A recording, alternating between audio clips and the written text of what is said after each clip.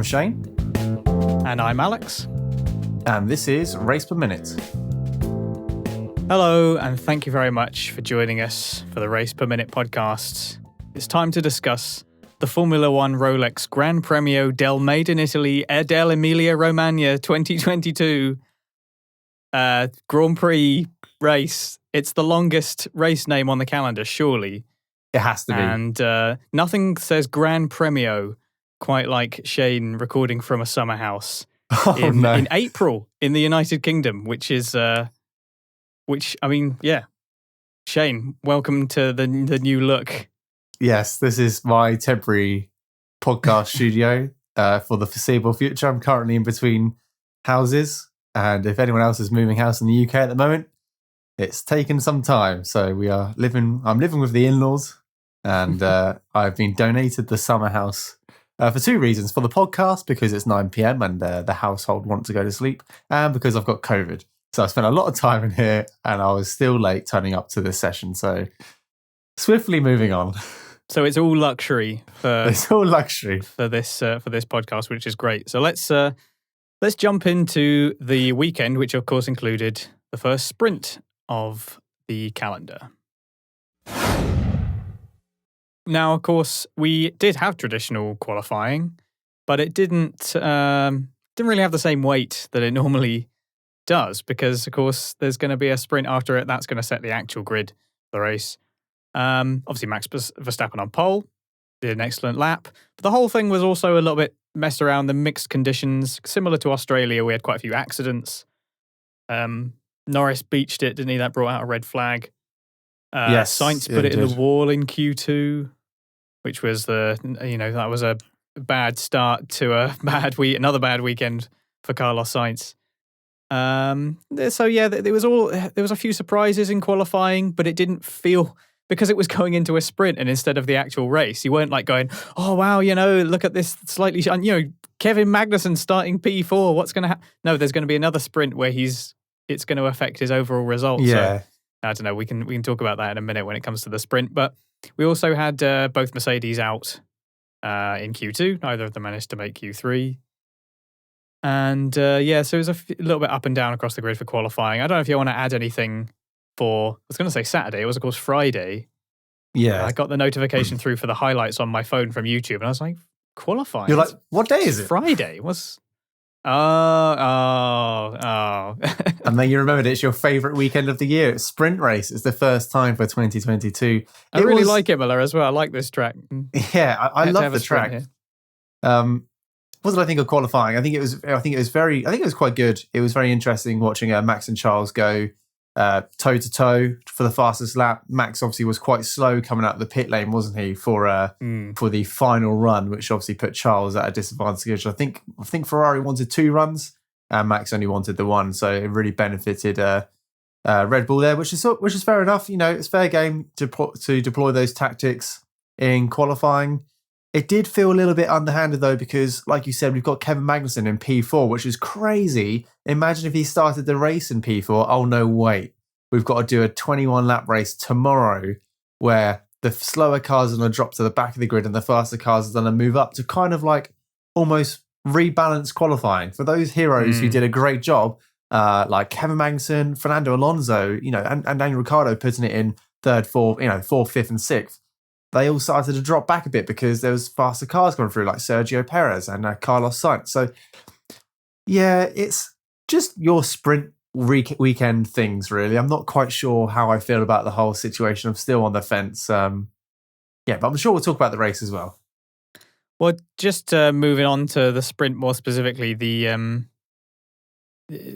presumably did you actually enjoy the sprint itself? Like, I know the overall side of it, I don't think either of us particularly want it to be there, but ultimately it happened. And, did you actually enjoy the sprint? I did a little bit, actually. There was, it's weird looking back on this weekend because I found the race on Sunday quite dull, which makes the Saturday sprint, I think, look more entertaining than I think it was. It's very weird, and I will talk about DRS later on in the podcast as well, and how that was just a whirlwind this weekend, because in the sprint race we had loads of DRS overtakes, but the DRS was so powerful. It was like the overtakes were done before they got into turn 1, which is that little kink into the start-finish straight. And the overtake was well done before they got to turn 2.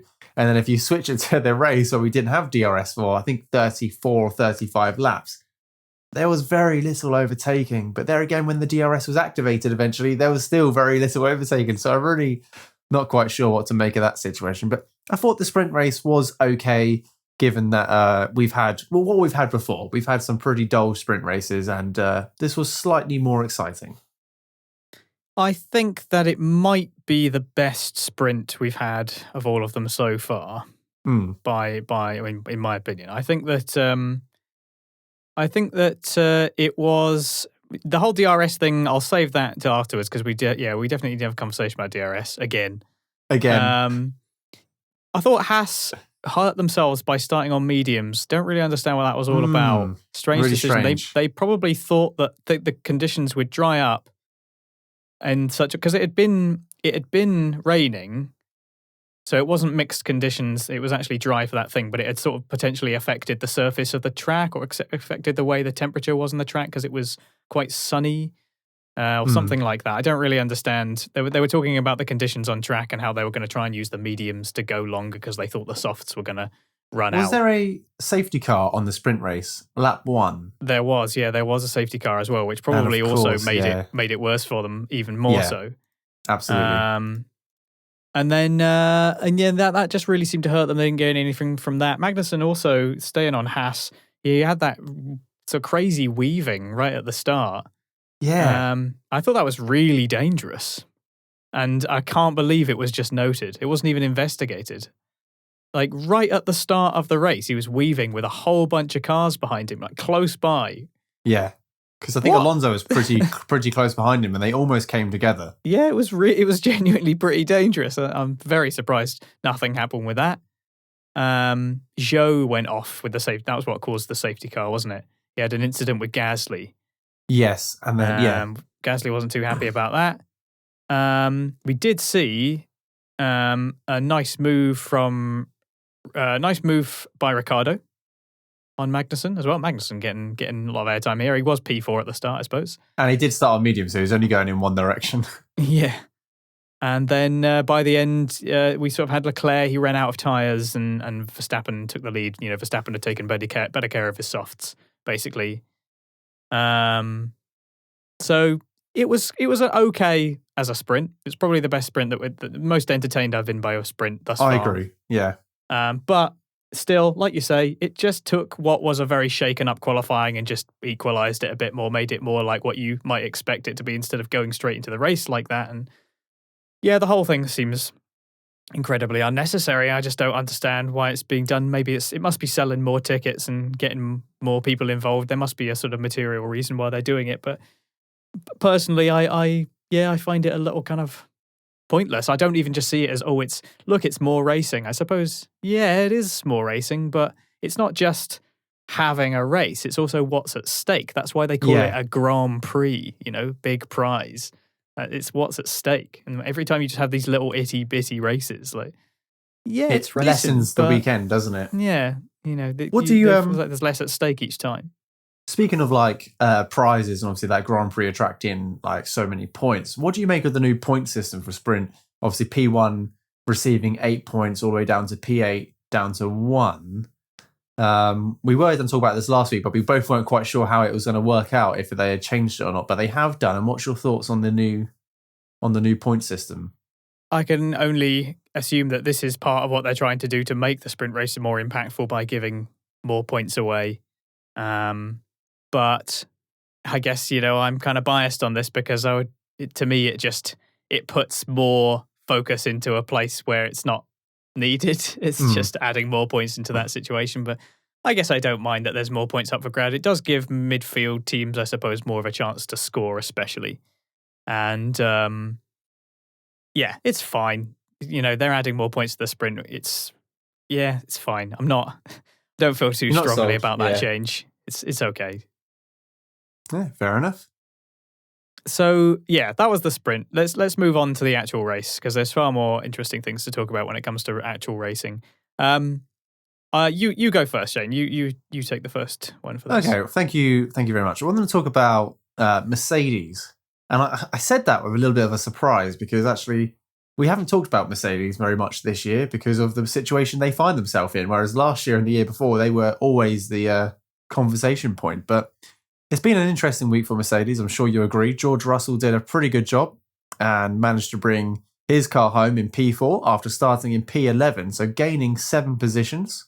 Lewis Hamilton, on the other hand, had a difficult race and only finished in P13 after starting in 14th place, only gaining the 1 position. He found himself in a DRS train for the whole race. Anyway, I've noticed recently there's been a lot of comparisons being made between George and Lewis. This is not just online, on Twitter or Reddit, but now Sky, for those of you who don't know, we watch Sky Sports F1, and they're making a huge amount of comparisons between George and Lewis and who's doing a better job. Now, it seems like George is doing the better job because at the moment he's in 4th place of the championship with 49 points and Lewis is in 7th place with 28 points. But undoubtedly, Mercedes are in a difficult situation. They've openly said they haven't got the car they want and neither driver is happy. But despite this, over 4 races, you would have to agree, and correct me if I'm wrong, that George is doing a better job in managing the car he's got. So my question to you, Alex, is why do you think George is doing better than Lewis at the moment? And do you expect this performance difference to continue? So do you expect George to continue outperforming Lewis, or do you expect Lewis to bounce back once he becomes more familiar with the car and feels more comfortable? It's interesting. Yeah, Russell has just come off the back of driving for Williams, basically being at the back of the grid quite a lot and fighting hard to get everything out of the car. Maybe there's an element of that of he's in the best machinery he's ever been in his life and is probably loving the opportunity. I know it's not exactly where he wants to be. There was this talk of he's going to step into the Mercedes and start winning races, and oh no, Mercedes they've not quite cracked the code in the same way that they have in previous seasons. And so, that puts Mercedes in a very different place. Yeah, obviously Russell is doing better than Hamilton right now. It's the first time in a while we've watched Hamilton be the one that's bogged down in a race. I can't think of a time where I've seen that for years. And we're talking literally for like 10 time. years. Yeah. I genuinely can't remember the last time that happened.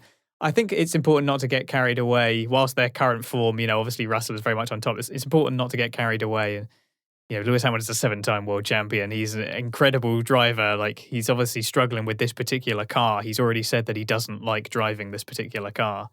But you've also got to adapt as a driver. So he's obviously got work to do. The first question you asked was, why is Russell doing better? What is specifically giving him the edge here? If I had to guess, I'd say it's probably he's probably in a way probably more hungry than Lewis and is more used to poorer machinery and extracting the absolute maximum from it in a way that may particularly help him with this type of car, I guess. That would, that's pure speculation on my part. It may just be something specific about the setup that Hamilton's not getting that Russell is, perhaps. But Russell is showing that the pace in the car is there. Like, with consistency, you can put that car into some decent places, and he's finished in the top 5 in every single race so far. So there's something in the car that's there that he's extracting that Hamilton obviously isn't. Is it likely to continue? I think I've said this multiple times on the podcast. You can never, ever discount Lewis Hamilton. To consider him to stay like this for the whole season is unthinkable to me. Like, I'm not a Lewis Hamilton fan. I kind of don't, I suppose I don't really care that much when he does really well. I admire him massively as a racing driver, but purely from that point of view, I just can't fathom him staying like this. So I'm sure that he will find a way to bounce back. Toto Wolff was very sort of apologetic, wasn't he? He wants to give Hamilton the car that he enjoys. And I think that's a key part of it. I think Hamilton maybe just doesn't enjoy driving this particular car. Maybe it's something like that. I don't know. Yeah, I think you're right. Yeah, what do you think? Do you think what is giving Russell the edge here? I can only guess. I think because I think because Russell's used to driving that Williams, and with all due respect, that Williams hasn't been the best car to drive in recent years. So he's maybe used to dealing with a more difficult car. So stepping into the Mercedes feels like a step up, like you've already mentioned, and maybe that's why he's adapting better than Lewis is in comparison, who's driven a pretty good car, arguably one of the best cars on the grid for a very, very long time. So maybe there's just that how you're feeling and how you overcome those differences. Alex, just one more thing while we're talking about Lewis, and I'm going to slightly talk about Max here as well. Did you notice that at one point during the race, there was a time deficit between position 1, which was Max Verstappen, and position 14, which was Lewis Hamilton, and that was 77 seconds. Now, I couldn't care how long that time deficit is, but why do you feel like it was necessary for the TV broadcaster to give us that information? Lewis wasn't in the title fight. I mean, he's not in the title fight, but he wasn't racing for the lead this weekend. He wasn't anywhere near the front. So why do you think they felt the need to show that 77-second difference between P1 and P14? It was rather odd. They're telling a story, aren't they? They're just saying, look, Max Verstappen, he's the man in town now. Look where Lewis Hamilton is. All these years of domination. Now he's 70 seconds behind the leader, and it appears to be on merit. It's not like he's had an accident and spun off and gone from the back. Look, this is where they are now. They're just telling a little story with that, and I'm sure they've done stuff like that, something similar to that in the past. There's got to be an incident or something similar, but maybe not in recent years. That's obvious, but yeah, it's just part of what they're. They've obviously discovered the power of more in your face, kind of overt storytelling through the broadcasting. Whereas when I think back to Formula One, when I first started watching it, it was very sort of matter of fact. You just kind of watch the race. I remember the commentary, there would be long periods of time where they just wouldn't say anything. They just watch the race. That's and you're crazy. Watching the race. I like that. I call me old fashioned, but I quite like just letting the race be, listening to the cars, but no, they gotta keep talking. You must never stop. David Croft must sound really excited all the time. And so yeah, it's just a very different vibe that they're going for, and that's part of it. That's just part of what they're going for, which is it's fine. Like it's an interesting point out. Like that's where Hamilton is now. That's where Verstappen is now. Yeah, because last year we regularly had updates between Lewis and Lance Stroll at the back of the grid. I just found it very bizarre, and I know a couple of people online. Lance Stroll is not a 7-time world champion, though. He is not. You are correct, but they weren't making comparisons between Vettel and Lewis. But and Vettel, 4-time. But sorry, world champion. But he's only a 4-time world championship. He hasn't won a championship since 2013. Yeah, you are right. Anyway, so, that aside, I found it a little bit odd, but like you said, they might just be keeping everyone up to date with who's now the top dog and how far Mercedes have fallen. But that's all I've got to say about Mercedes and Lewis and George, unless you've got anything to add yourself. Well, Mercedes, they're part of a list of teams who had a very mixed bag at this weekend. Because, Mercedes, you've got, what was it? Russell was P4, wasn't he? Yeah. And Hamilton finished where he started, P14. Yes, he did. So that was a similar tale for McLaren, for example. Daniel had his incident at the start, and then he had some damage to his diffuser, and I think his engineer speculated that he might have damage to something else as well, but I couldn't hear what it was. He had all these tyre changes. Nothing happened. He was just struggling the whole time, and he had one of his worst finishes in I don't even know how long. P18 at the flag. And whereas Norris got on the podium, I saw Leclerc have his little moment, and I went, "Oh no, not Leclerc's had a big moment. Now Norris is going to be on the podium." Yeah. Yes. Yeah. He's got back-to-back Imola podiums somehow. I genuinely did not expect that this weekend. So it's really, really good in that part. So yeah, real mixed bag for McLaren, and then you have a really mixed bag for Haas. Magnussen, he did his best. He showed some very strong defensive driving. Scored He was running points. P6 at one point, I think. He was doing in the race. He was doing very well, and it wasn't enough to hold off the faster cars behind ultimately. But compare that with Mick Schumacher, who was just nowhere. He dropped it at the start. He spun after going over the grass at Variante Alta.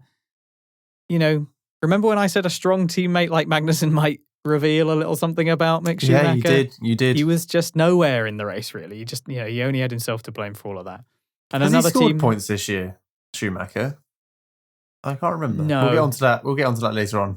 No, I don't think he has scored points. But yeah, and then another team who had a very mixed bag was Alfa Romeo, because Bottas was very strong. He was so close to P4. So good. Russell managed to hold him off, but he did have a very good race, considering a lot was thrown at him. He narrowly avoided the accident at the start, then had a dodgy pit stop. Fair play to the guy. Like he has a very, very good mentality. He does sort of keep his head down, even if he doesn't always have the pace to show for it. But he did this time, and he was very good. How iconic was it that Russell was Russell was defending from Bottas this year, whereas last year it was the opposite way around. Yeah, I'm really happy for Bottas. I did say when we were doing the Alfa Romeo, I think it was when we were doing the Alfa Romeo one, or maybe before that, maybe it was the end of season one, and I think I said I wasn't really sure if Bottas was going to be able to lead a team. But I take it back. The guy's doing a stellar job. So fair play to Bottas, and I hope he has more success. It's not far-fetched to speculate that he might have been on the podium if it weren't for that pit stop bungle. I think he would have been in front of Norris quite possibly, and would have been there to pick up the pieces after Leclerc's spin. So, but compare that to Zhou, who just inherited a couple of places from people having accidents and then just did nothing else. Yeah. I mean, he started from the pit lane, but Bottas proved that there's a lot of pace in that car, and he didn't do anything with it, and was probably caught in a DRS train. So yeah, we've got 4 teams, I'd say, that really had very, very mixed races on both sides of the garage. It's interesting. Should we talk about DRS now? Okay, go on then. Because it was a very interesting weekend when it comes to DRS, because we had 33 laps without it, and we arguably could have. They were going on and on about it on the broadcast. I was like, yes, we get it. We could have DRS. It's obvious that they're testing what it's like without DRS. I thought that was. I guess I'm speculating. I don't know for a fact, but they could have had DRS really early, and they just didn't. It seemed like they were deliberately holding off, just to kind of see. That was the sense that I got, just to see what happened, see what it was like for the cars. Because why else would they not activate it? There wasn't really any good reason for them not to. So it's interesting you mentioned that, because I thought exactly the same. And the results are very interesting. But after the race, there was interviews with a couple of drivers with regards to and they talked about the DRS. And Daniel Ricciardo said he was puzzled at the delay of why the DRS wasn't activated. And of course he would be puzzled about it, because he was stuck at the back of the grid and was begging for it. On the flip side, Seb Vettel turned around and said it was the right time to activate it when they did. He said because the top of the surface or the track was dry, but it was quite gritty, this track. So the second layer was still quite damp. So he says it was activated at the right time. So there's 2 sides to every coin, and you've got 2 great drivers there telling you opposite things. So who knows what could have why they didn't, and why they did activate it at the time they did. Yeah, well, it wasn't until lap 34 that it was actually activated, and I think that we saw some genuinely good racing without DRS this weekend. I mean, in the sprint race. Who was it? It was Sainz. Yeah, I've got on my notes here for the sprint. Lap 7, non-DRS pass by Sainz on Alonso with a really good move into turn 1 round the outside. So a non-DRS pass there. And then we had, without DRS, we had the battle between Russell and Magnussen. That was good. Near the start. That was a really good battle. Some very good defensive driving from Magnussen. He was nice and clean, whilst also, making his car weaving as wide as possible. Yeah, that was earlier on. He did do that weaving. Yeah, that was pretty dangerous. I'm surprised he got away with that. Bottas and Magnussen had a battle as well. Leclerc and Norris had a little battle. That was good. We had Leclerc advancing on Perez. So I thought we saw some really good racing without DRS, and we saw overtakes. Now, obviously, when the DRS did become activate, we had a few overtakes that were taking place in clear air, 2 cars just kind of by themselves, nobody really in front of them. And they happened like much quicker than they would have otherwise. But the DRS also caused these big DRS trains that possibly made some cars, made it harder for some cars to pass. And so I'm sure Hamilton feels that way, being stuck behind Gasly the whole time. And in some cases where the DRS still wasn't enough. Like Bottas had DRS on Russell, and Russell didn't, and he still couldn't get past him. So, it caused up a very interesting scenario, and I think it kind of, once you take into factor the track, there were some slightly mixed conditions, like you talked about the nature of the track and it still being damp underneath, and obviously we did have a little bit of rain and that this weekend too. It's just goes to show that there are situations in which you can have no DRS and actually have some decent racing and some overtakes. And I found that really encouraging. And I enjoyed it much more than watching people overtake with DRS. It was like going back in time, however long DRS has been in the sport. Was it 15 years, something like that? Yeah. It was like going back in time. And I was like, wow. Do you remember racing? Remember racing when people didn't have, I felt like a proper grumpy old man going, oh, DRS ruining my sport, But it was exciting. I enjoyed it. I completely agree with you. I mean, in one hand, the sprint race had a lot of overtakes, but they were a lot of choreographed, assisted overtakes because of the DRS. It was over halfway down the straight, absolutely blasting past. It was too much, and then you get to the race, and like you said, we had a handful of overtakes, but they were pure racing overtakes. They were on pace. The car behind got a better exit on the final corner, or lined up the final two corners perfectly to really give it a go into turn 2. I think what's interesting is this track is great. Like Imola, fantastic. You can't. It's a great track. I love driving it on the game. It sorts the men from the boys, doesn't it? It certainly does. I love the runoff and how it punishes them. I love the curbs and how it punishes them. An old school track, that gravel. But it's an old school track, and I don't want it to change at all. But it doesn't really provide the best overtaking opportunities for cars. These cars which are so big. Now, last year we had mixed conditions and there was a fair few overtakes, but they were vast more mixed conditions. Whereas this year it was a slow, drying track, and we got some more overtakes, but they were pure racing overtakes, which I enjoyed. Now, I feel like if we had a similar situation, but potentially in Bahrain or other circuits and didn't have the DRS, I think we would see more overtakes because the track's wider. It's built for these generation of cars. So I think the racing was good. It may have looked a little bit underwhelming because there was really only 1 or 2 spots you could overtake on. Russell proving us that you could overtake in Sector 3. Apart from that, it was mostly Sector 1.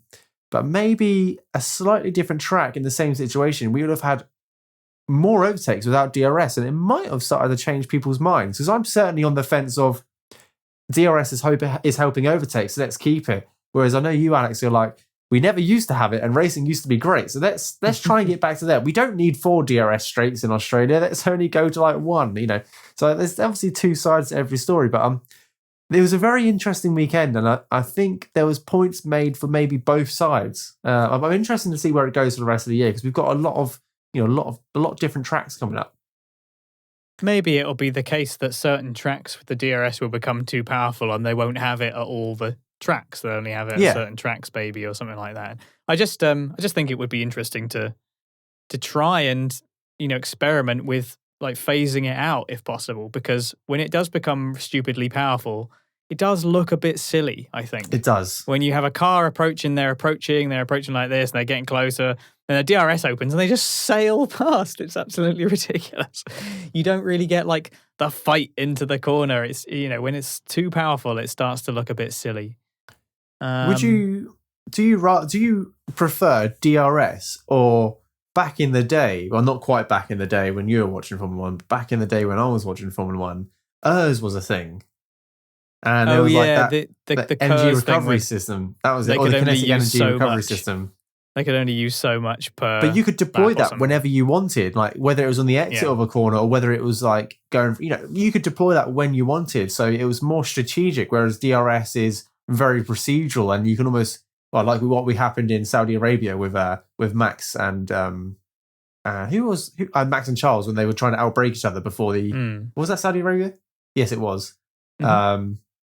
Maybe if they had KERS instead, or this ERS, then it's more secretive when they deploy it. So I quite like the idea of that. If we were to bin off DRS and give them a little bit of extra horsepower, but they can choose when to deploy it, that I think is the sweet spot. Yeah, maybe it just needs a reworking of how like you say, the energy system works in as part of it instead, in moving away from the DRS. But I was encouraged to see that it looked like they were trying it out to me. I mean, there wasn't really any other obvious reason why they couldn't do it. But then maybe, like you say, maybe there really was some reason why they decided it wasn't safe enough to do it yet. I don't know. I guess I hope that my sort of semi-conspiracy theory is true, as one tends to do when one thinks of that sort of thing. Comes up with a conspiracy theory. Yeah. It's I kind of hope that was true, because it's a sign that they might be at least thinking about phasing it out. But I don't know. It's just a fantasy. In before Miami has like 6 DRS zones. Well, they have got like an artificial marina. Have you seen this? I've not seen much. They're building a fake marina next to one of the corners so that they can, like, it looks like there's a track going around a marina, but it's not a real marina. It's like just in the middle of the track. It's absolutely I'll have to look bizarre. Into that. Oh, man. America.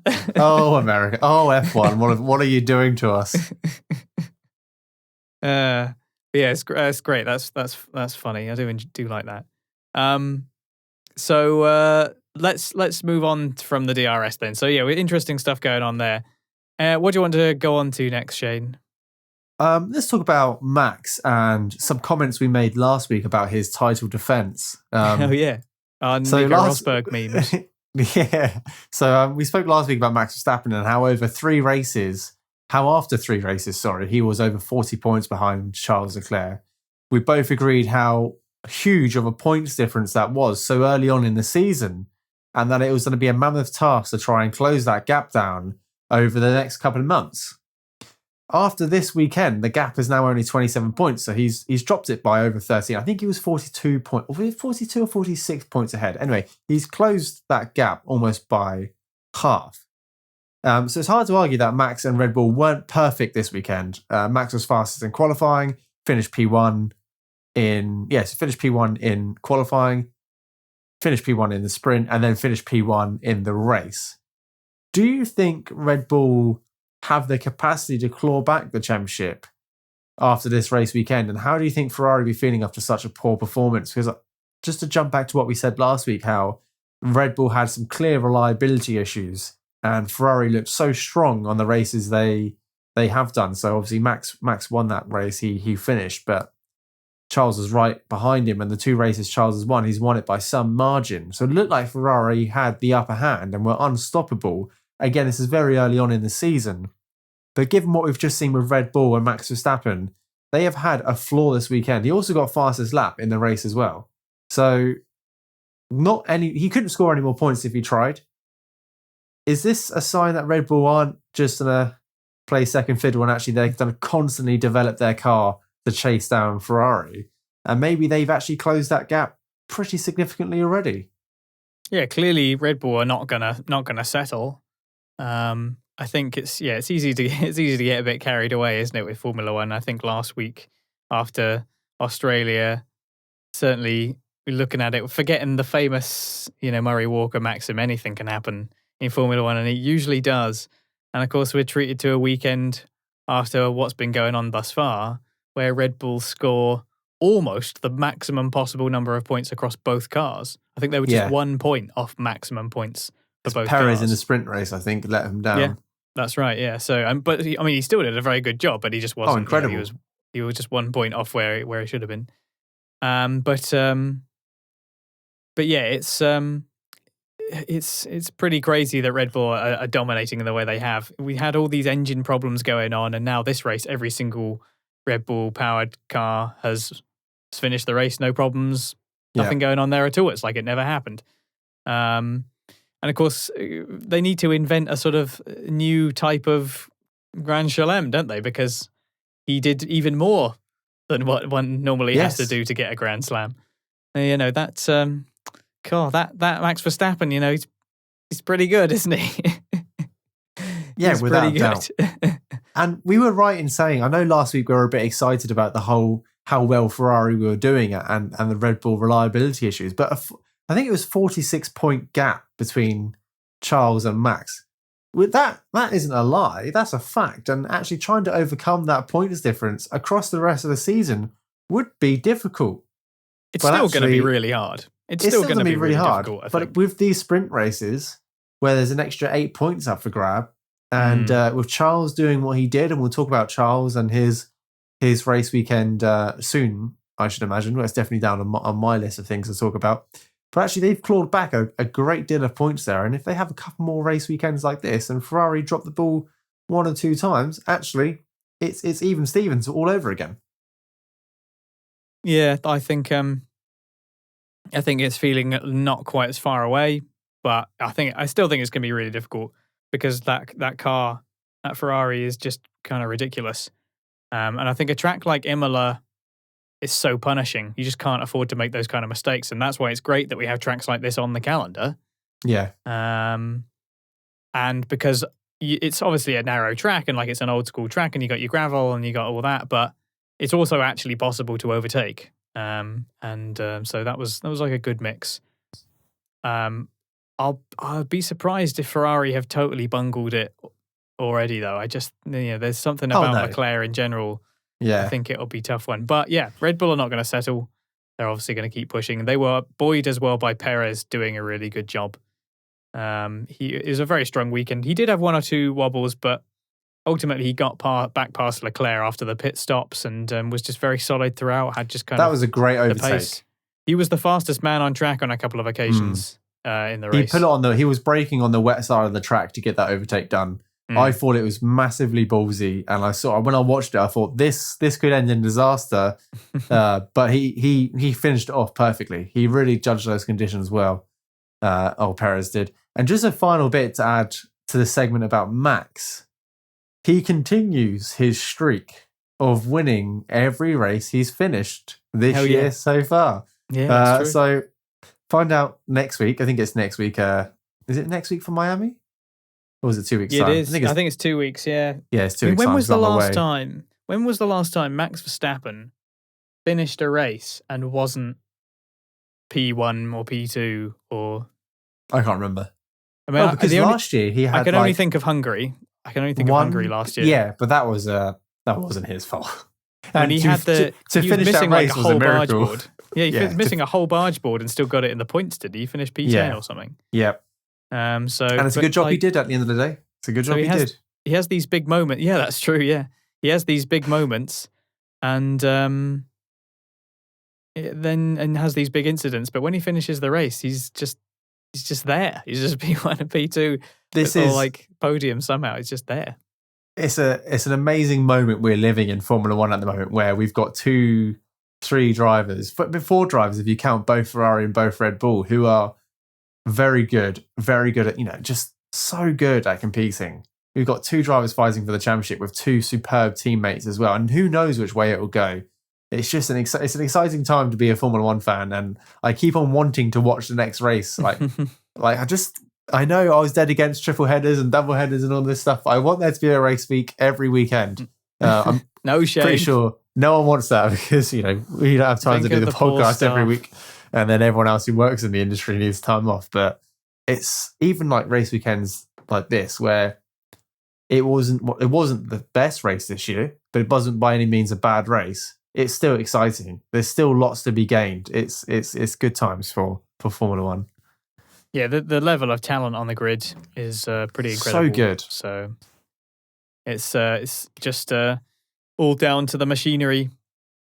Who can really bring it with the machinery as well. So yeah, Red Bull 1-2, first 1-2 since Malaysia 2016. That was of course Daniel Ricciardo and Max Verstappen. Yeah. Very different race for Daniel Ricciardo. Very different race for Daniel Ricciardo. Speaking of which, what did you make of the incident between Sainz and Ricciardo? I think it was a classic turn. I was going to say turn 1, but it was a turn 2 wet start incident where everyone's kind of trying to judge their braking point into turn 2. there was room on the left-hand side of Ricciardo. And I watched this back a couple of times, and he did switch over to the right to take the racing line, just not realising that, Carlos was there. And it was a low-speed collision. Unfortunately, Carlos, where he went in backwards, got beached. And Daniel, it's hard to say that he was lucky that he kept the car going, because I don't think it would have made a great deal of difference if he had beached it and turned the engine off and gone out and went home then, rather than competing the rest of the race. But it's all valuable data for the team if you can run the car for a race weekend. But it was a shame. And of course, that's Carlos's second DNF in 2 races. He's had 1 racing lap in the last 4 weeks. It's not in the last 3 weeks. Sorry, it's not been fantastic. And this is coming from a guy whose finishing streak is 31 races or something like that. It's crazy. And now he's not managed to get past lap 2 for the last 2 races. So it's a real shame. And you can see it in his face as well. He was very upset. And there was footage of Daniel going into the Ferrari motorhome and going to find Charles to apologise. Not Charles, going to find Carlos to apologise, which I thought was nice. But massive blow to Carlos, who's trying to identify himself as a championship contender, especially coming off the high of signing a new contract with the team. Yeah, it's. I think hopefully it would just be a sort of a blip for Carlos. He's normally so consistent, like you say. But it was the whole thing was a disaster, really. He crashed in Q2, obviously didn't set a time in Q3 and had to start P10. Then did very well to claw his way back up. I mean, he has, one of the fastest cars on the grid, so you'd expect that. But he did do a good job to bring it back to P4 for the sprint. And then, I don't know. It's tricky. Obviously, the conditions right at the start of the race were difficult. Daniel was pretty much full lock going through the corner, but then had a little snap at the rear and had to kind of correct it. And under those conditions, like you say, people are finding their braking points, and you've got to race at the same time. And both drivers could probably have stood to be a little bit more careful, but then again, it's the start of the race, and be careful. It doesn't really stand up under those kind of high intensity conditions. I mean, so you say be careful, but Russell managed to gain 7 places in a matter of a lap or 2. Lando Norris was side by side with Perez and managed to keep that clean, so it can be done. But on the flip side, you have Bottas in Hungary 2021, and you get it very wrong. So it was a minor incident, but with catastrophic outcomes, unfortunately. Yeah, it's don't know. I'm still not sure. I'm still think that they handled it about right. Obviously, they called it a racing incident, didn't they? They had no I think further it was investigation. I think that's fair dues, really. It wasn't one of those incidents where you're like, oh, somebody is this. You watch it, because I watched it back a few times afterwards, because I thought about for example, the Albon Stroll incident. I was like, maybe I need to watch it back later on and see what it's like.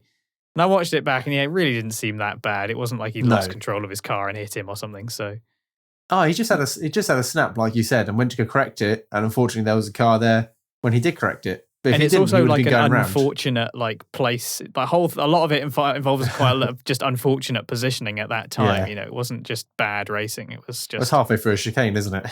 It's just a funny old moment, really. That was just the end of Ricciardo's race. He pitted 3 times, so he had to pit again, put some more inters on, because he only had a used set of inters left, so he had to go on to used inters.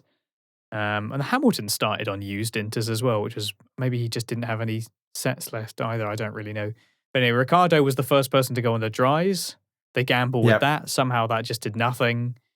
And then they went on to hards to see, maybe they were just trying to gather data or see if they could go longer. I think it was a data weekend, that also did nothing. And maybe Ricciardo must have had some damage or was struggling with something, because he just wasn't even getting close to the cars in front of him. I saw him slipping back, 1 or 2 tenths every single lap, and he's got, Schumacher and Zhou in front of him, and you're like, come on, you got to at least get close to him, but nothing was happening. So it's very similar to watching Lewis behind Gasly and Albon. At least Hamilton was behind Gasly, though. Ricciardo wasn't even behind anyone. True. He was just over there somewhere. But Lewis was 2 or 3 tenths off Gasly going into the final corner, and somehow still managed not to overtake DRS going into train. turn 2. It was just horrendous. But yeah, it was unfortunate to have such a big disparate thing between the two McLarens after being quite consistent together. Yeah. And then having this weekend, obviously. But these things happen. But Imola basically just has, thrown up a lot of surprises in the way that I guess it is more of like a driver track than a car track. Yeah. You really do have to be super focused. It's very challenging. So many like ups and downs, and it's a great track. Do enjoy it. The last thing I want to mention, you sort of already alluded to Ferrari. This is like their first real proper flub across the whole team, isn't it? Really, like Sainz had his moment in Australia, but Leclerc, pulled through, and before that it was maximum domination. So, yeah, like it's obviously Saudi Arabia Max won, but Ferrari were looking extremely powerful, and then they've come away from a home race, the Tifosi out in numbers to show a bit of support, and Ferrari they completely messed it up. Maybe it'll be Monza. Yeah. So yeah, we already mentioned Sainz. Let's talk about Leclerc. He obviously was pipped ultimately by Verstappen. But I think that was also part to do with the conditions. Yeah. I think it was like to do with the timing and everything. So again, it didn't really feel like a sort of normal. You got your sort of mixed up qualifying. Then in the sprint, he ended up getting passed by Verstappen. I think Leclerc didn't.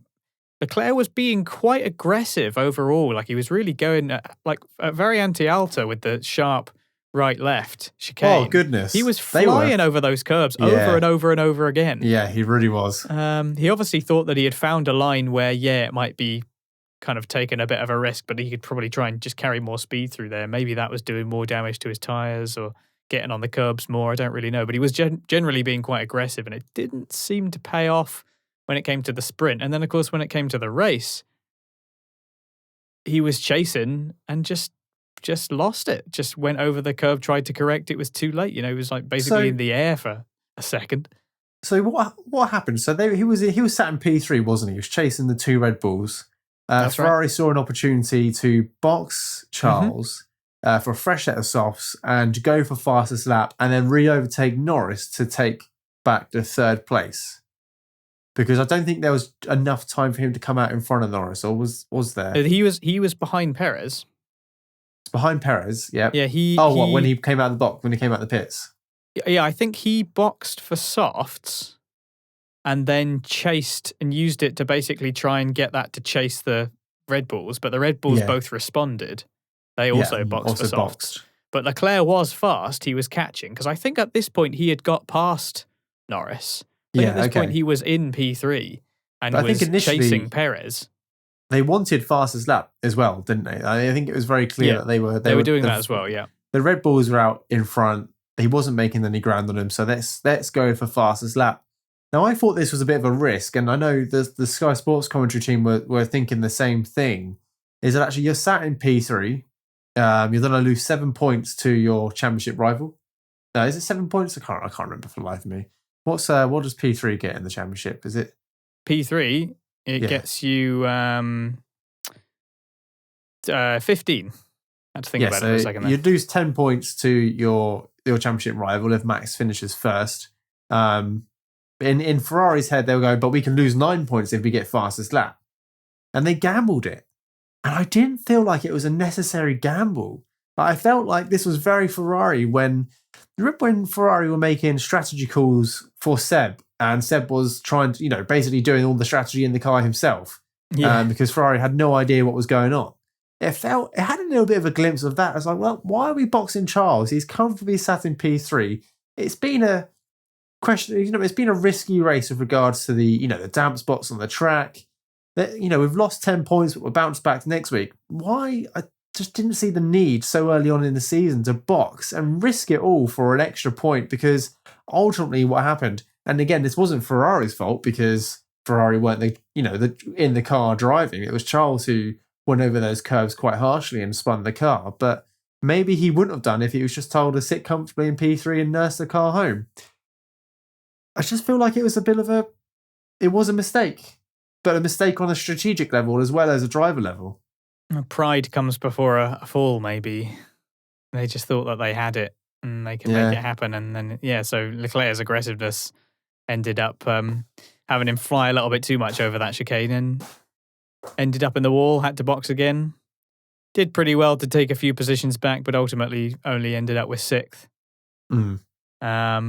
He was very lucky, wasn't he? When he spun into that wall, I thought it was game over for Charles, if I'm being honest. So I'm in a fantasy league like I was last year, and this race weekend I had Mega Driver Charles, that's 3 times his points, and I had Turbo Drivered Carlos, that's 2 times his points. Oh no!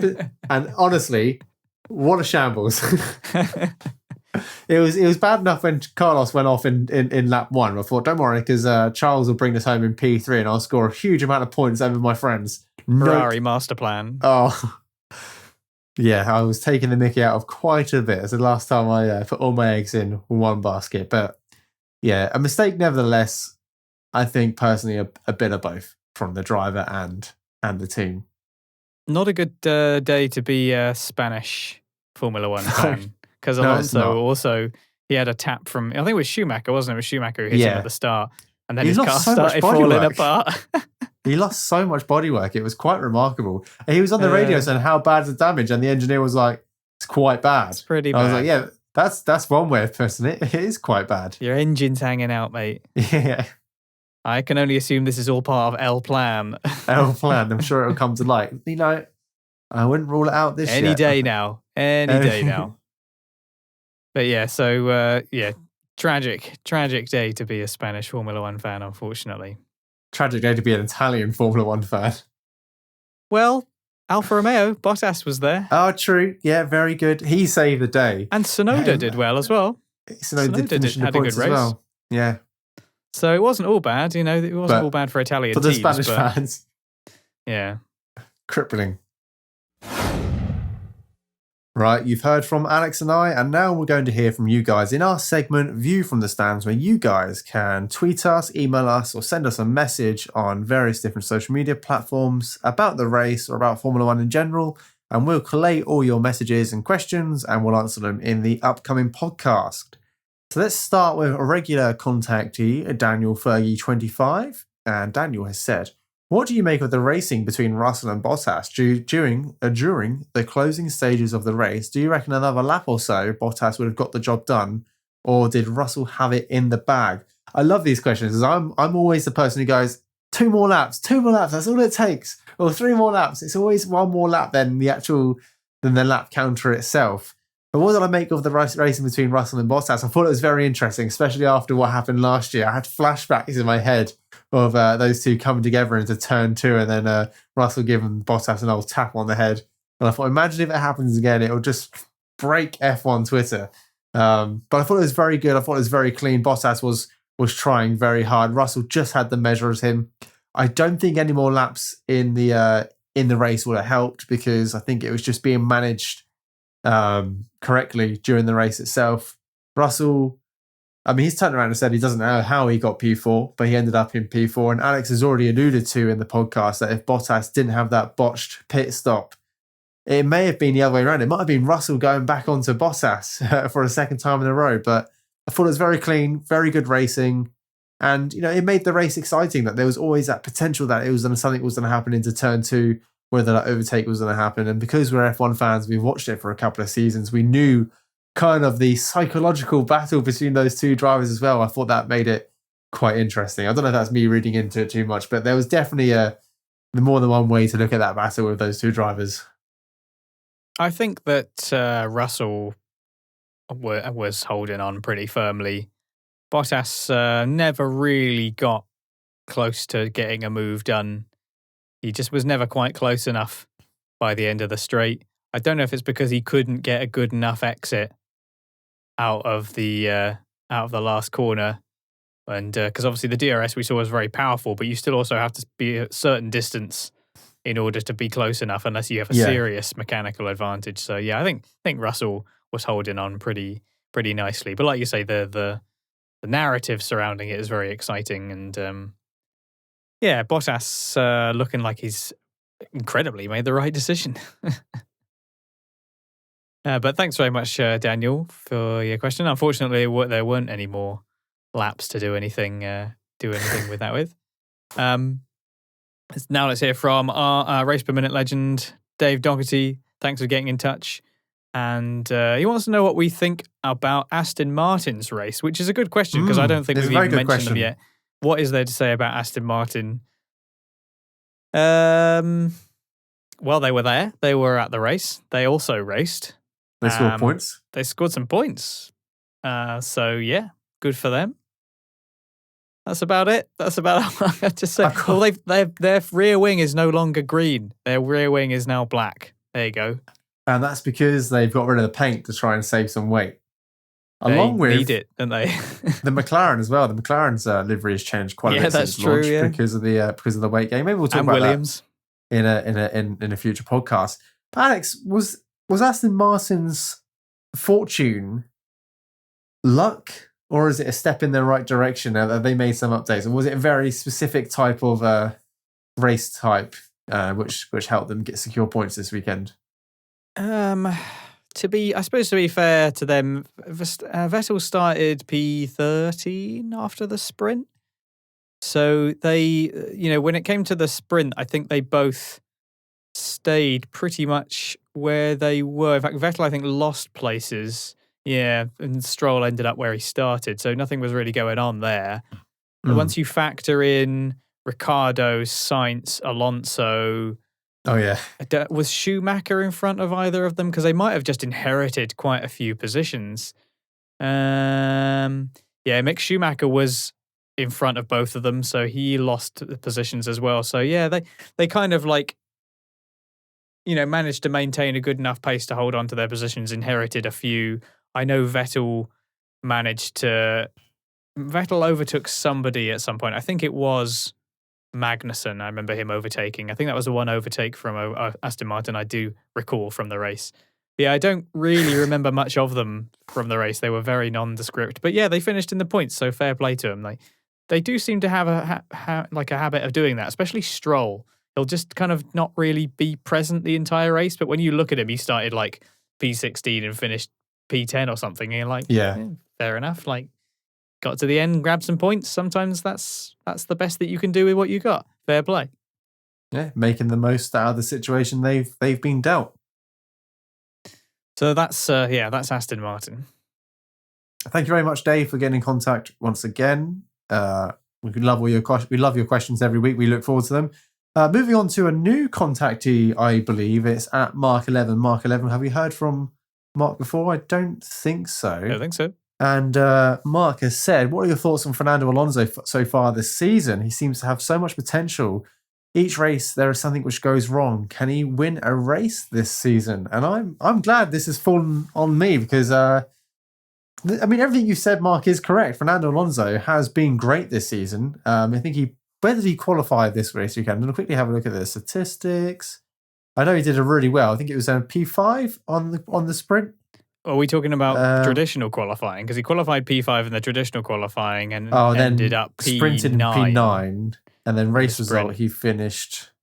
he didn't finish. That was the race result. But that was the bad luck Mark was on about. But I think Fernando Alonso has been great this year. He has, unfortunately, DNF'd twice in 4 races. Both of those were due to damage on his car. He does have a lot of potential, like we saw it in the traditional qualifying. Will he win a race this season? I think anything's possible. Alex has already said that this in this podcast, so I won't repeat it again. But I do think Fernando Alonso will win a race this season. Stranger things have happened. There have been stranger race winners, and he came close last season. He was on the podium. So I think the way that Alpine looks at the moment, yeah, he could absolutely win a race this season.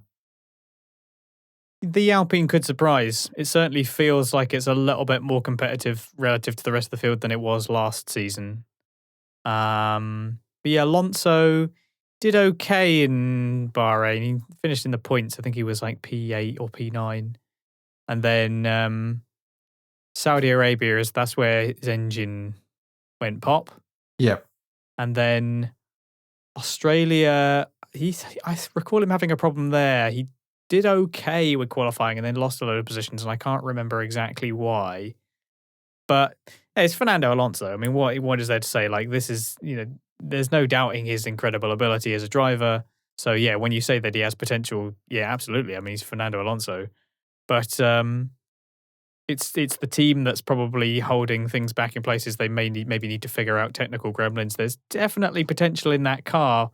It's just maybe finding the right track for it, taking advantage of a certain situation. If I think I'd bet on this Alpine being more likely to win a race than last year's car on sort of just based on pure performance. And obviously they had a little surprise there. So, yeah, I'd say I'd stick by what I said for last season, which is if Fernando Alonso could win a race. I think if anybody does incredible things with slightly below the radar machinery, it's Fernando Alonso. Watch this space. Yeah, definitely. Thanks very much for getting in touch. Another fairly regular commenter, Riley Gale _1 on Twitter. Now, we've got 4 questions here, 4 short ones. So I'm thinking I'm sort of just going to try and get through these quickly. I'll do all of them and then you can respond to... Okay. We do all 4 of them. So we'll just go like all of them in order fairly quickly. So the first one is, did Charles's mistake show weaknesses to his style? I think in the case of Imola, yes, because he was being very aggressive. And in this case, he paid the price for it. I think he, particularly at that chicane, he was bouncing over those carbs a lot. And, he took one chance too many. So maybe that did hurt him. The second question is Lewis entering the end? Which sounds like a really sinister way of phrasing that question, but I understand what you mean. If Lewis continues much as he is he going to stay for another season? I don't know. He's Lewis Hamilton. He can do kind of whatever he wants. So I could totally see him getting to the end of the season, if not much has changed, and going, I'm going to go and start a music career. He keeps posting on social media about how he's like making music and stuff. So maybe he's going to go and do that instead. Who knows? Question number 3. Is Max now the best driver on the grid? Don't know. Not sure. I highly rate Charles Leclerc. So, but it just feels like Max Verstappen doesn't really make many mistakes. His mistakes involve his like aggression and his style, not really like mistakes in the traditional sense, like, oh, whoops, I've dropped it kind of thing. He doesn't really seem to do that. I suppose qualifying Saudi Arabia last year, don't know. It's very rare. So I think there's a reasonable shout for that, but it's also hard to measure and there's lots of great drivers on the grid. And question 4, are the Red Bull power units equal, if not faster than Ferrari, if they can finish a race? Tough to say. The Red Bull is definitely very fast in a straight line. How much of that is the engine? How much of it is the design of their car or whatever? I don't really know. It certainly seems that Haas in particular are benefiting from pretty decent straight line speed, whereas it doesn't seem obvious that AlphaTauri are. So I don't really know is the answer to this question. Right, I've tried to rifle through those as fast as I can. Shane, now you. That's right, my turn. So question number 1 was, did Charles make a mistake and show his weakness to his style? I think it did. I agree with Alex. However, I think him making a mistake this race will cost him points in this race, but I think it will save him points throughout the whole season. Make the mistakes early on and adapt and overcome and become a better driver because of it. Is Lewis entering the end? No, I don't think so. He's contracted to the end of next year, so 2023. I think he'll hold out that contract. Like Alex said, he can do what he wants, and I think that also involves sitting on the grid and enjoying racing. I'll put quotation marks around enjoying. We'll see if he, starts to enjoy it later on in the year. But I think he's a racing driver, always has been, always will be. So I think he will stick around for a little bit longer. Is Max now the best driver on the grid? He's definitely up there. There's a lot of very, very good talent on the grid. He's just happened to be in one of the most competitive cars, so his talent is showing through, and he's becoming a more well-rounded driver. His mistakes are far and few between, and he's making some great decisions. And it's good to see him performing the way he does. And are Red Bull power units equal, if not faster than Ferrari, if they can finish a race? I think they're very similar. What we saw this weekend was that Ferrari were worse on their tyres and Red Bull were better at managing their tyres. And we've seen that in previous years as well, how Ferrari have been quite harsh on their tyres. And maybe it's maybe that's a pattern which is repeating itself, which is why Red Bull had the upper hand this week. But who knows? But I really like those those quick fire kind of questions instead of getting into them. They were really good questions. So keep them coming. Thank you very much, Riley Gale. And we'll probably get questions from you after the Miami Grand Prix, which Alex will be answering. On to our final question of the week, and that's from Random Mouse 1 on Twitter. And it's what are your thoughts on why McLaren have improved since the first couple of races? It's a very, very good question because actually, Alex, thinking back to the first podcast we did and we were looking at McLaren and both of us, our hearts sunk. We didn't really know what to say. It was embarrassing. It was really hard. We were talking about the McLaren Honda era and how bad they were then. The more recent one, not the previous good ones, but it was... They have made a huge jump, haven't they? From in 4 races over 6 or 7 weeks, they've gone from being 17th and 18th on the grid to finish on the podium. They've definitely made some serious gains, and I think the majority of that is due to that the McLaren doesn't have many porpoising issues, and that's something we saw quite a lot this week with most drivers and even the high-end teams like Ferrari. Mercedes and Ferrari, those cars were porpoising quite a lot and very violently going down into turn 2, whereas the McLaren did have a little bit of porpoising, but it looked like the car was a lot more under control, and maybe that's what they fixed and they're exploiting that. Who knows? I think it's very interesting to see how well McLaren are doing with the same engine as Mercedes. Definitely shows that McLaren are doing something better on the car itself in comparison to other Mercedes customer teams. Yeah, the McLaren story is starting to look a little bit more optimistic. I don't think that it's I don't think it's too much to do with the car. I don't think the team or the car has really made that many gains overall, because the only upgrade that I can think of is when they upgraded they upgraded like the inlets for the brake ducts or something. Something about the way the air went through the brake ducts they had to update. I'm not sure how much else they've really updated. That came in for Australia. The team themselves say that it's more to do with the track favouring the car. That was the way they put it when it came to Albert Park. And Imola, I think it's much more like a driver track than a machinery track, just because it's so technical and tough and you really got to focus. And I do think that McLaren have got 2 great drivers, so that helps. They've improved a lot, but I'm not sure how much of it's actually down to the car being improved.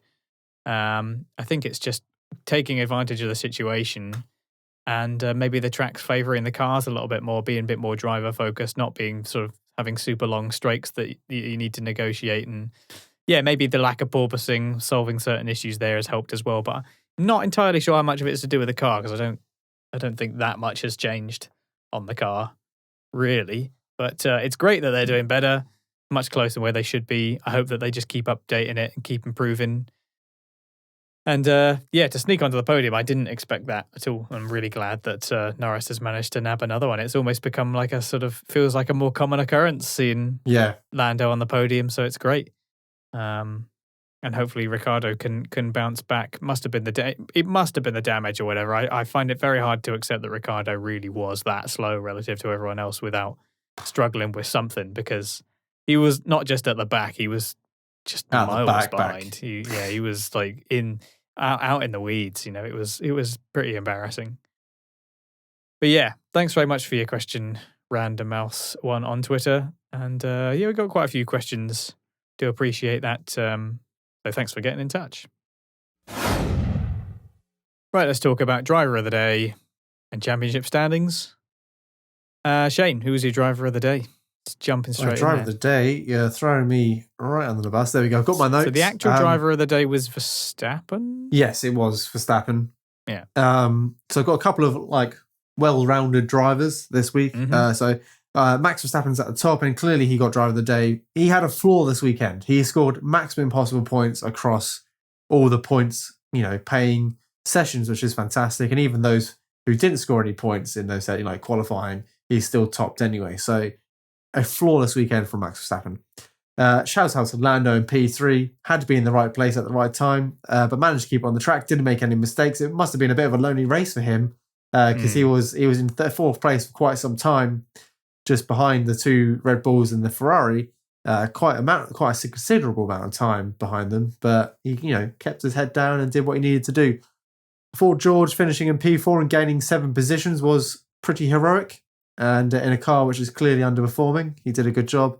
And then Vettel for his first points of the year, I thought was a very good drive. But my driver of the day has to go to Max Verstappen, just because. What do we call it when you get all 3? Like, what do they call it?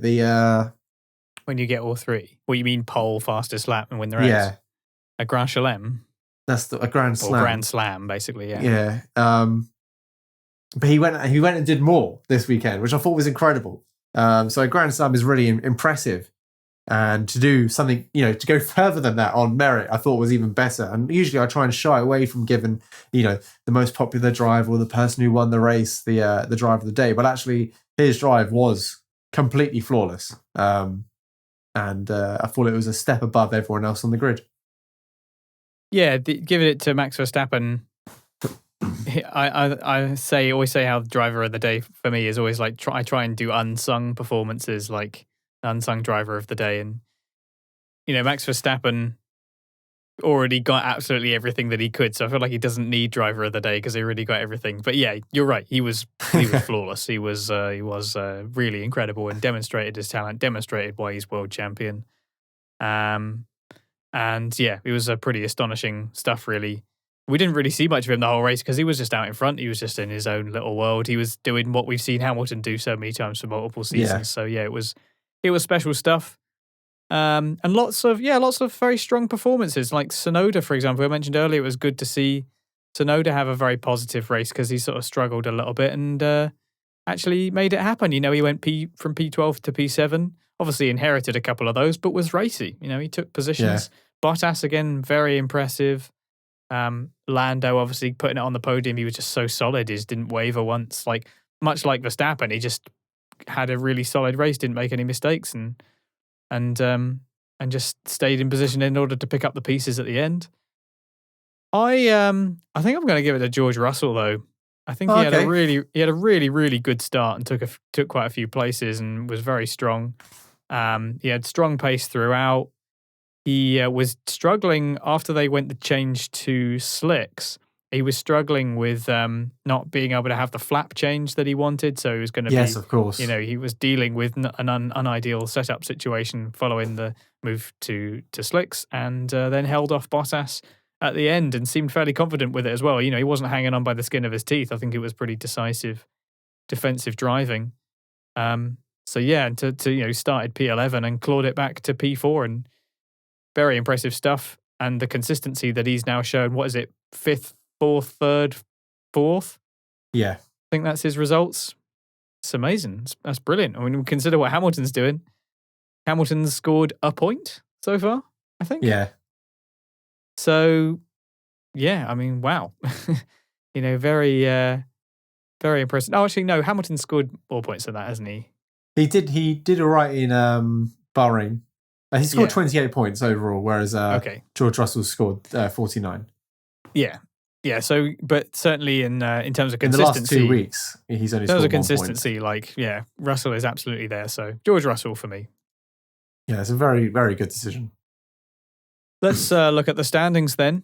This time, let's start with the constructors. It's always the opposite one to I load up. Just let you know.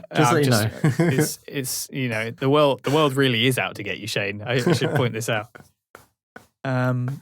It's looking a lot closer at the top than it did with those many points that Red Bull have snagged this weekend. So Ferrari with 124 points, but now Red Bull with 113. So 11 points between them all of a sudden. So that's pretty exciting. Incredibly, thank you, Carlos. Look who's third. I mean, supposedly it's going terribly. Mercedes. 77 points. It's not the end of the world for Mercedes. I know it's not where they want to be, but it's not like they're, do you remember when Ferrari were like P6, P7 in the Constructors' Championship? They haven't fallen that far. It's bad for them, like relative to what we expect from Mercedes, but it's not the end of the world. So not yet. It's not all doom and gloom for Mercedes just yet. And then McLaren, 46 points. yeah, just a little bit let down this weekend. It should be closer to Mercedes than it is right now. So still a long way to go. Fingers crossed. And then Alfa Romeo with 25. Again, looking a lot stronger. A lot of that is to do with Bottas at the moment. But yeah, they're having a much better season so far than what they've had in the past. Indeed they are. And it's good to see. In sixth place, we have Alpine with 22 points. And then in seventh, we've got AlphaTauri with 16 points. Scoring points again, we've got Haas this week, who's sat comfortably in eighth place with 15 points, only a point behind AlphaTauri. That'll be close between those two, I think, for the year. It all depends on the teammates. I believe you've got Zhou Wanyu and you've got Schumacher, who really need to start putting their weight to fight for those teams. It's weird seeing AlphaTauri actually down so low, given where the potential has been for the last couple of years. But moving on, we've got a new contender in P9. We've got Aston Martin, Aramco Mercedes Racing Formula One team.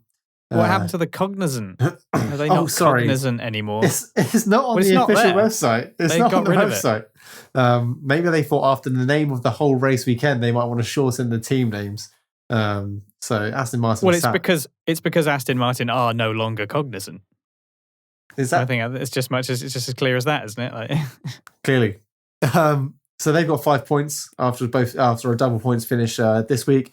And then Williams is still sat on 1 point, and that's from Albon in Australia, who was the unsung hero on the tyre.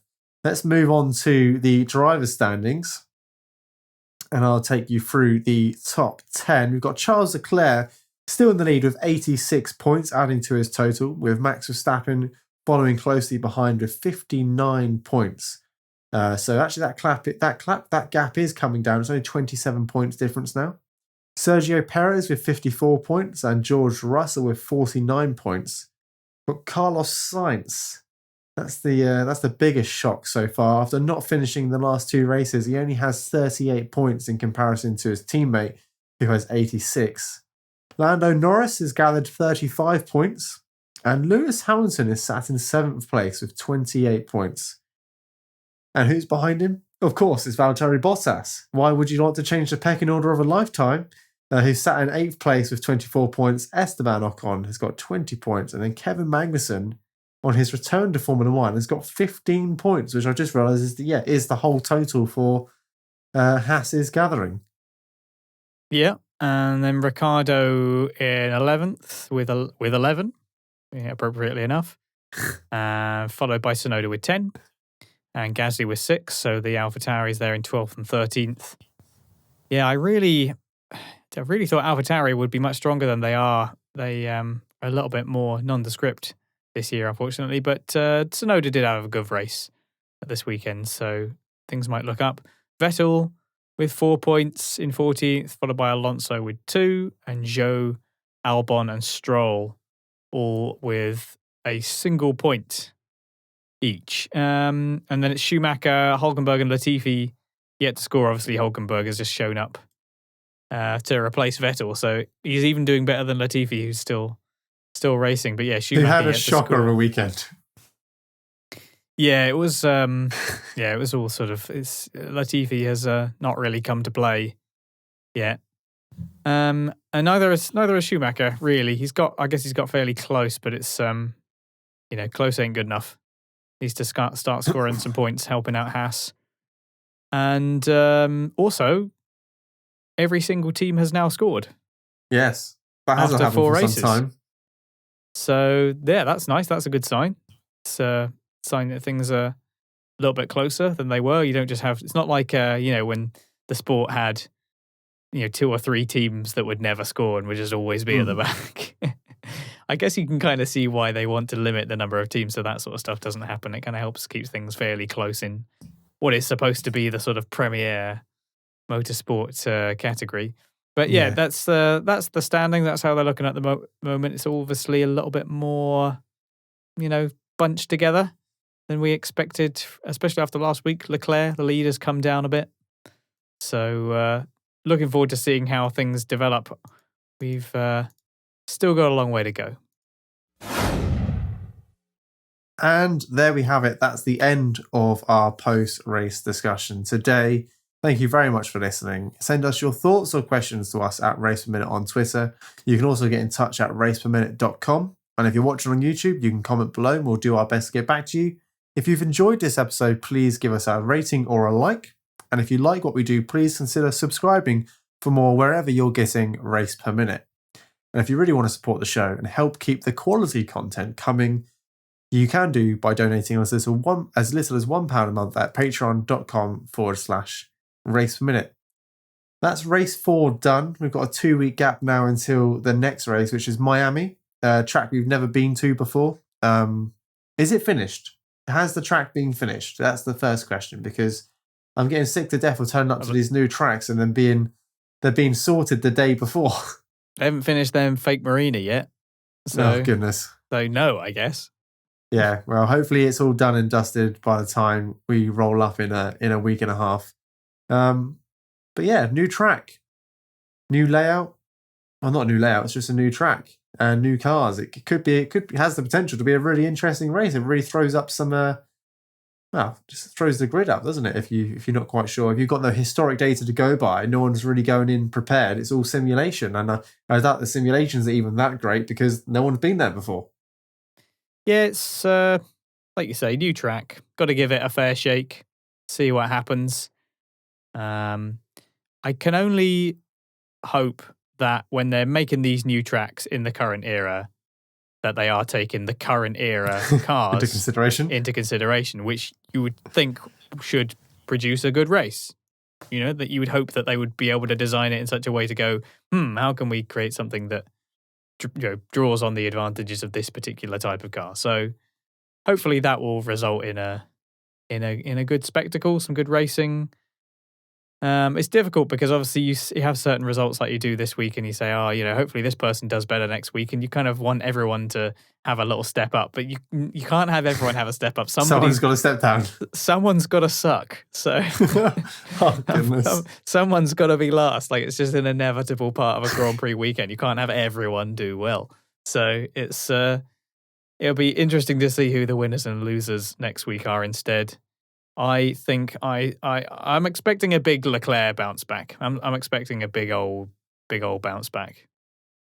We'll see. See if he can knock Max off his 100% winning streak when finishing a race. Let's get that statistic thrown out before it becomes too good.